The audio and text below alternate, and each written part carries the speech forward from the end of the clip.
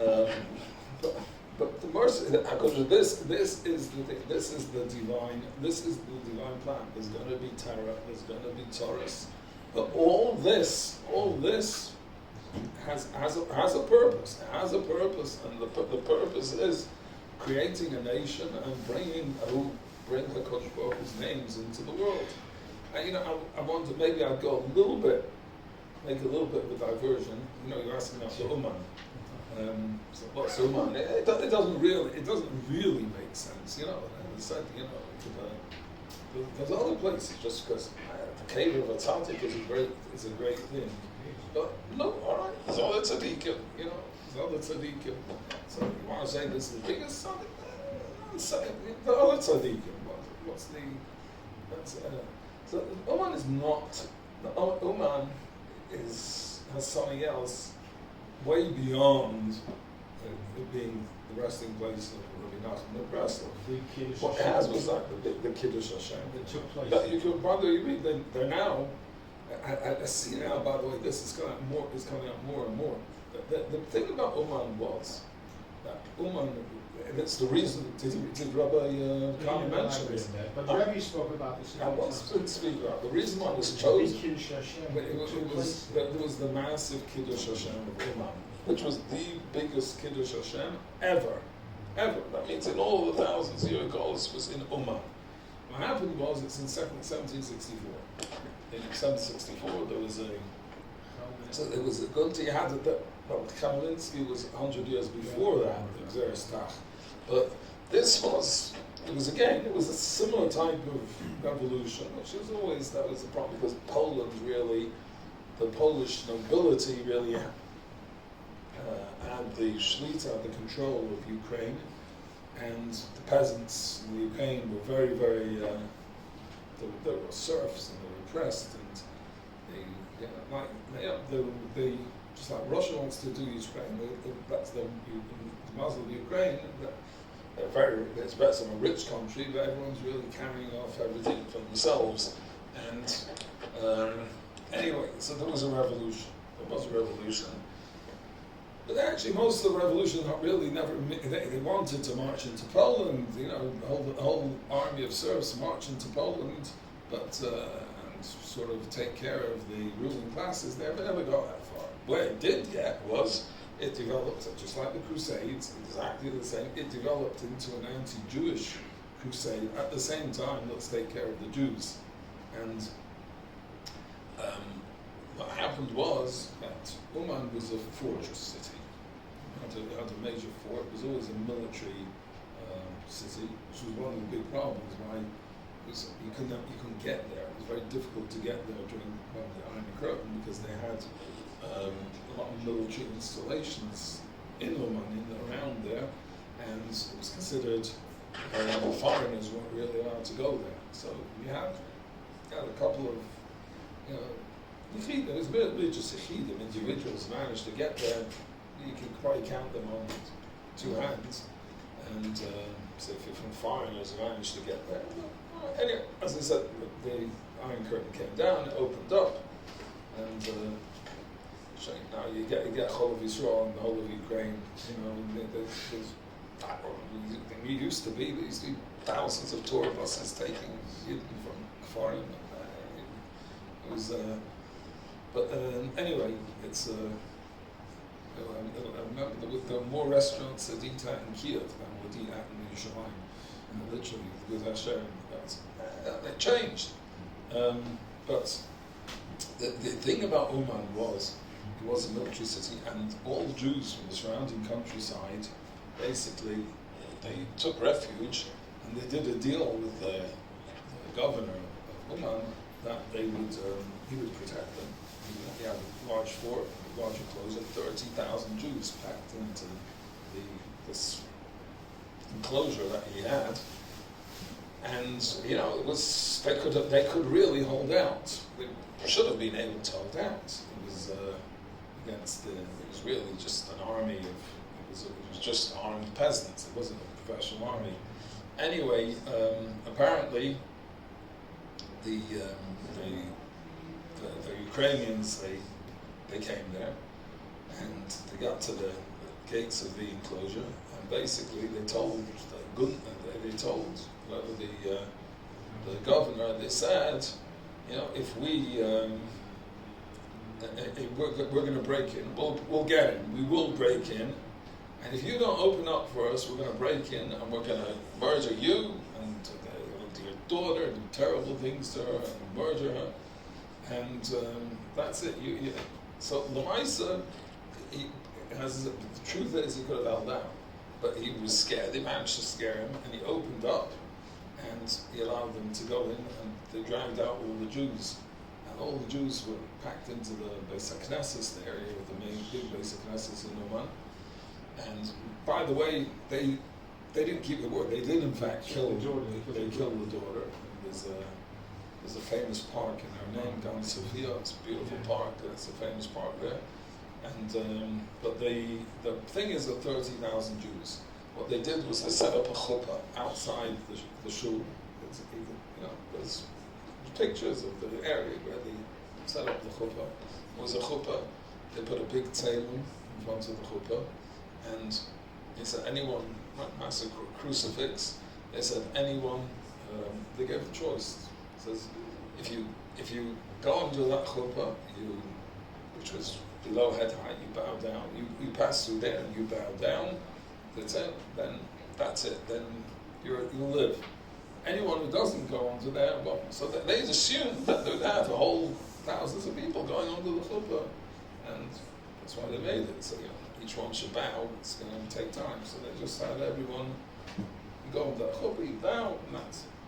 Not one person of the 30,000 people, men, women, and children, not one person agreed to go under the chuppah and bow. Each one of them gave up their lives. That's each one. So 30,000. They killed 30,000 people. It took them 2 days to kill them all, and 30,000 people were hacked to death. Terrible, terrible. Mises, they were hacked to death. 30,000 people. A lot. Now, even the Germans never managed 30,000 in one day. Also one of the big differences is what it says in Alin Malkein. It says, Asay leman harugim al shem kodshecha. Asay leman harugim al yichudecha. There's two Alin Malkeinos. Asay leman harugim al shem kodshecha means if a person's killed because he's a yid, so that's considered. He's considered al kedoshim Hashem that he's died. Rav Nachman wasn't there. He was in 764. He wasn't even born. So I'm carrying on. So I'm just going over here. The almost that was so al shem kodshecha is any Jew who's killed as a Jew. So it's קידוש Hashem. So someone, Hitler killed his 6 million because they were Jewish, because they were Am Hashem, and he rejected. He didn't want an Am Hashem in the world. He said it himself, and say that that's called Hashem Kodshecha. There's a higher metric. I say the man al yichudecha. Yichudecha means people give him the choice. They're given the choice. Are you willing to give up your life or be killed? Hashem Yichudecha. These 30,000 was Hashem Yichudecha. It's a high metric. And it's the highest metric. And that was it. And there was no way you could bury them all. There were 2 mass graves which were built, and then there was almost like heaps. They covered it all with earth, and there was 11 Jews who were in hiding and managed to escape in some sort of bunker, and they managed to escape the whole onslaught. They weren't with the governor. They were in their own hiding place, and they worked to bury the Mason. So until before the war, what you would see was there was 2 massive hillocks in hills in Uman, where that was the kivriyachim of the kedoshim. Anyway, apparently that's what he said. During when the Russians came and they rebuilt the whole city. Again, it was a fort city. There was also a military station for them. Because after the Second World War, they sort of demolished that whole area. In fact, one of the big issues, I don't really, a kohen going to Uman is not that advisable, because you never know really where you are. They found lots of bones. You do still find bones from the.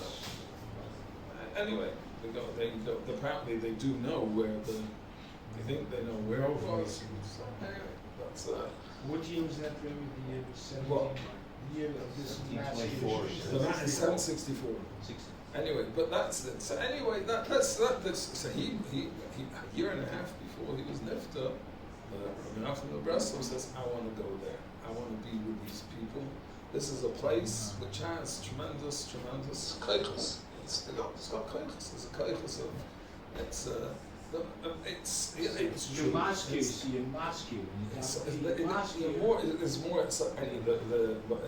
He felt this was a place what is tremendous, and the emissaries, anyone who goes there does feel it's asking me somebody and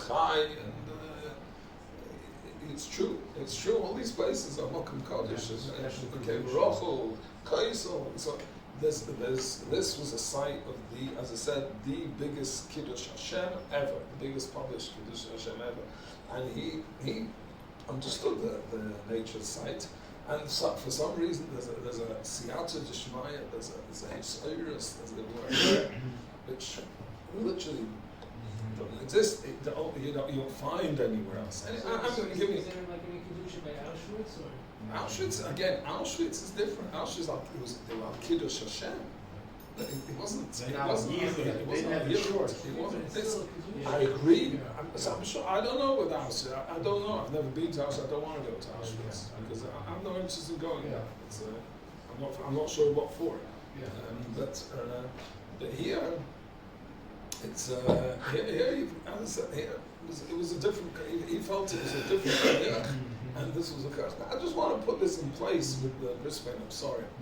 The story is that there are going to be Goli. The advance of Klal Yisrael is always there's going to be Golis. Part of a Golis is generally a Kiddush Hashem, a Kiddush Hashem. Now we don't know why this is. We don't know why it is, but for whatever reason, when there's before, as it were. You go into the next chapter of history, there's always a Kiddush Hashem. That's it. So you have that Sarugim Malchus. We talked about them on Tisha B'Av already. They've been memorialized. But we go again on in Kippur because when we talk about the Sarugim Malchus. There's a koyach. That koyach and Klal Yisrael are, first of all, we all identify that koyach and Klal Yisrael are prepared and do give up their lives out Kiddush Hashem. If push comes to shove, they give up their lives on Yichud Hashem. That's the essence of. That's part of the building of Klal Yisrael, and that has a tremendous koyach. It ushers. It has the ability to usher in whole new. Eras in Klal Yisrael. So, for instance, after Rebbe Kiva and William Malchus, and you've got a new. They see really that as the preliminary of the Tkufa Rishon B'Yachai. That's and there was the Mishnah, the Rebbe, and it was the Tkufa of Gol, the Tkufa of Golus, and the survival in the Tkufa of Golus. Prior to that, there had to be this Kiddush Hashem. So we don't. If you're a Mekubal, you understand the effects of a person who reminds himself of Kiddush Hashem and what it does. But it's and the rachamim that brings down, and it has a tremendous koyach.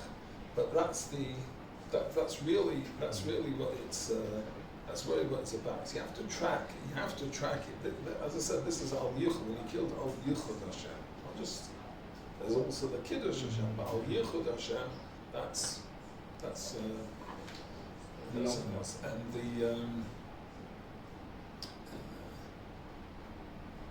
sorry, the Malchus who killed, they refused to give up teaching and learning Torah. That was they refused to, against the Xeris of the Romans.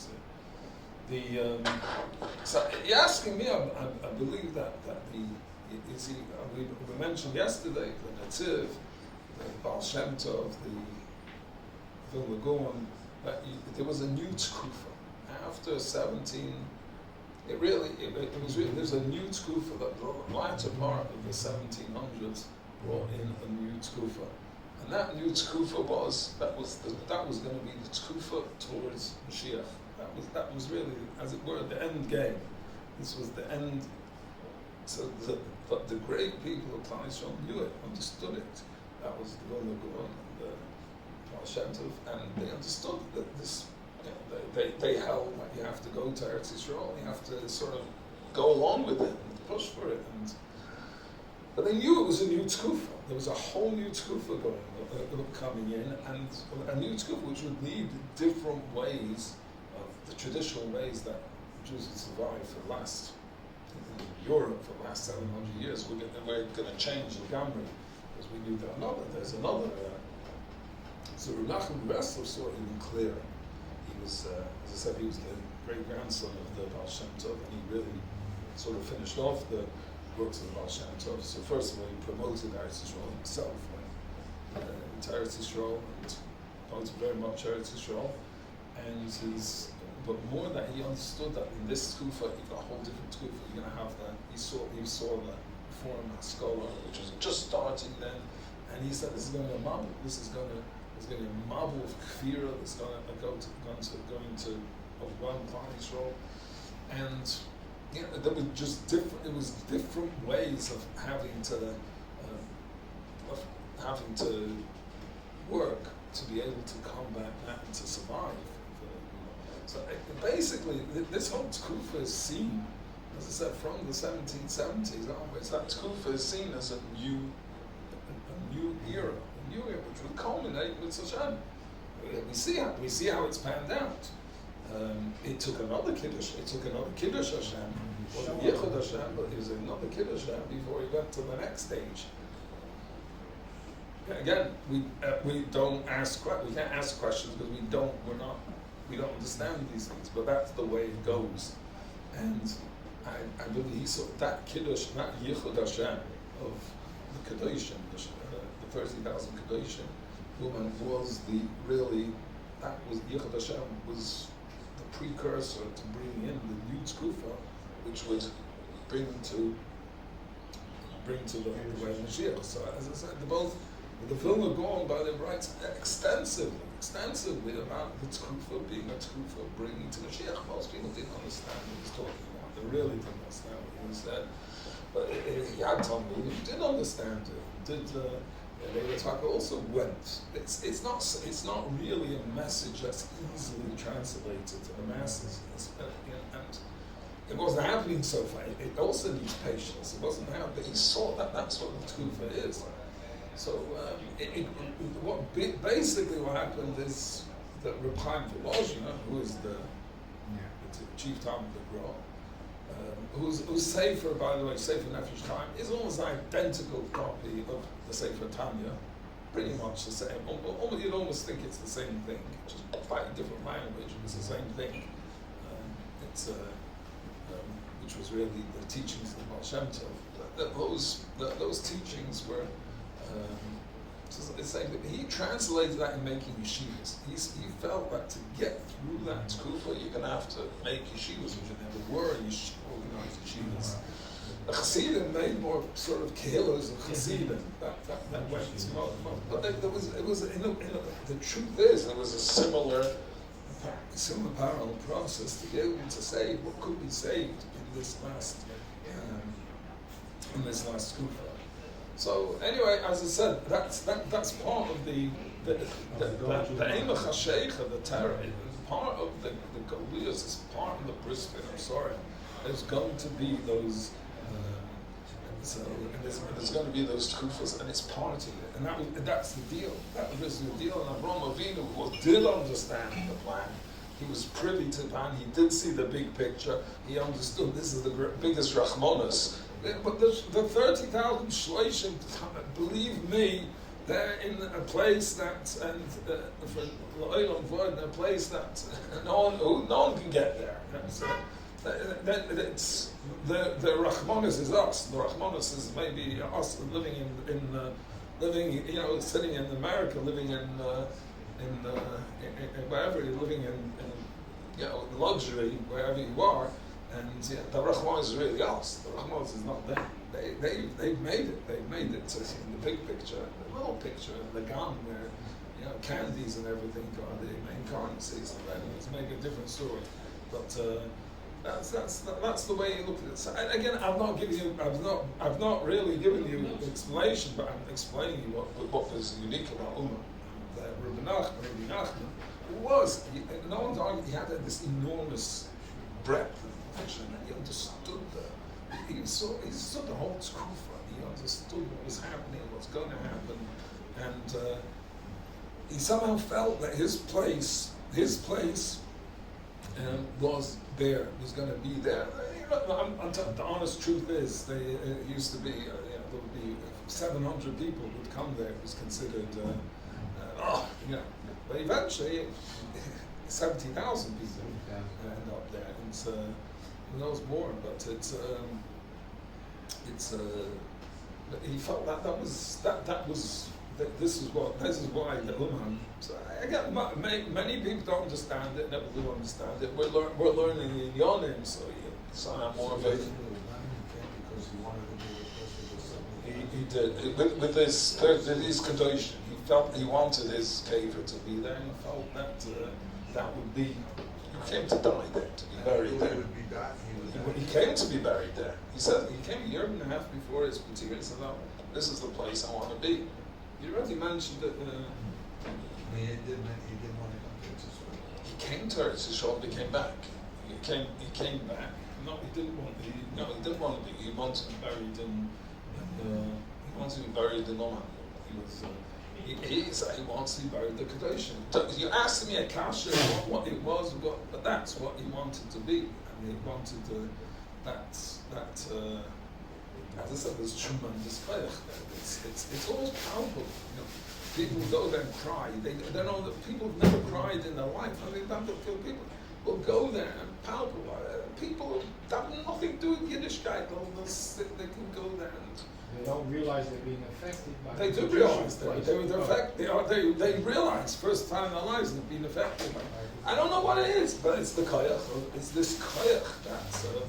So anyway, as I said, Rabbi side, this is it may not be as glamorous as the other explanations for it, but this is part of the explanation of the issue. It is part of a bigger thing, a bigger issue, which is again hard to explain to people. The kids of 30,000, the Russians?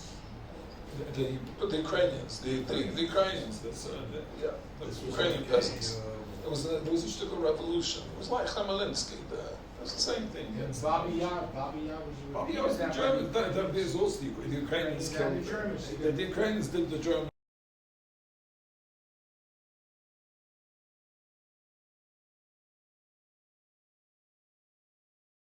25,000. Their predecessors were better than somehow were better than them, but more vicious, more. In the Kiddush of Tisha B'Av, do they mention the Kiddush Hashem of the Ukraine No, because there's Tach has its own slichas. So that's Chav Sivan. That was Rabbeinu Tam made that a fast day. It was the Crusades, and then it was there's Tach. Yes, but the Kiddush of Tisha B'Av doesn't mention. Kiddush Tisha mentions the Crusades. Crusades was also that. There was a challenge. It also was Alicha Hashem. They were given a chance to choice to get baptized. So it was anyway,